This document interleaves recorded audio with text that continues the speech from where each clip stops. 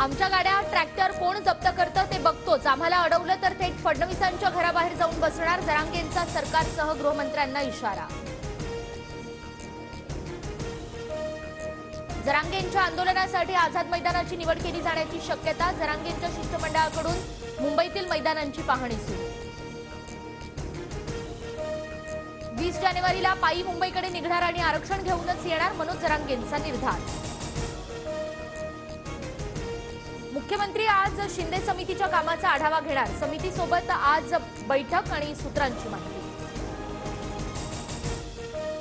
येत्या 20 जानेवारीपासून ओबीसी समाजाचं राज्यभर आंदोलन, आझाद मैदानात आंदोलन करण्याची मुंबई पोलिसांकडे परवानगी मागितली। शिंदे गट लोकसभा निवडणूक धनुष्यबाण चिन्हावरच लढणार, संजय शिरसाटांचा दावा। शिंदे आणि अजितदादा गटाला कमळाबाईच्या पदराखाली जावंच लागेल, संजय राऊतांची बोचरी टीका। राज ठाकरे मोठे नेते, ते शिंदे गटासोबत आले तर आनंदच, संजय शिरसाटांचं वक्तव्य।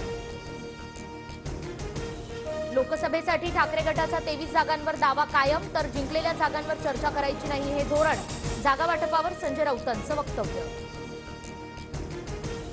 जागा वाटपावरून राऊत आणि काँग्रेसमध्ये जुंपली, महाराष्ट्रातल्या काँग्रेस नेत्यांकडे जागा वाटपावर बोलण्याचे अधिकार आहेत का, राऊतांचा काँग्रेस नेत्यांना खोचक टोला। ठाकरे गट स्वतःच्या जीवावर एकही जागा जिंकू शकत नाही, त्यांना काँग्रेसला सोबत घ्यावंच लागेल, संजय निरुपम यांना राऊतांचं प्रत्युत्तर। कोणता पक्ष कोणत्या जागांवर लढणार याची माहिती द्या, राज्यातल्या काँग्रेस प्रभारींना हायकमांडच्या सूचना, महाराष्ट्राचे प्रभारी चेन्नीथाला पुढच्या आठवड्यात मुंबईत येणार।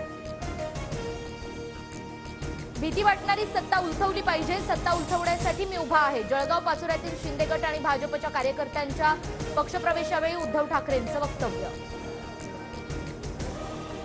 शिवसेनेनंतर आता राष्ट्रवादीच्या आमदार अपात्रतेवरील याचिकांवर सुनावणी होणार, लवकरच तारीख ठरणार, विधानसभा अध्यक्षांकडून जानेवारीत सुनावणी घेण्याची तयारी।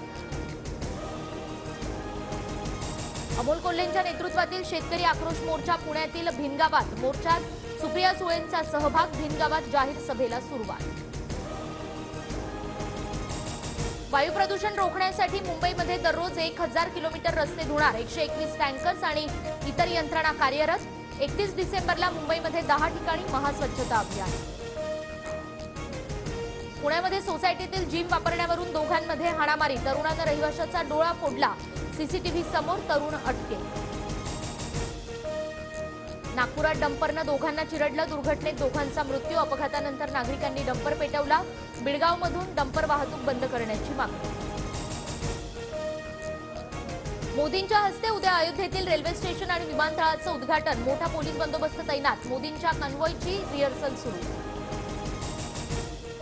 राम मंदिरात बसवण्यासाठी 600 किलोची घंटा रामेश्वरममधून अयोध्येत दाखल, शुद्ध पितळेपासून बनवलेली घंटा राम मंदिरात बसवणार। राज्यातील कोरोनाबाधितांची संख्या 369 वर, नव्या 117 कोरोना रुग्णांची नोंद, एकाचा मृत्यू तर JN1 विषाणूचे आणखी 10 रुग्ण।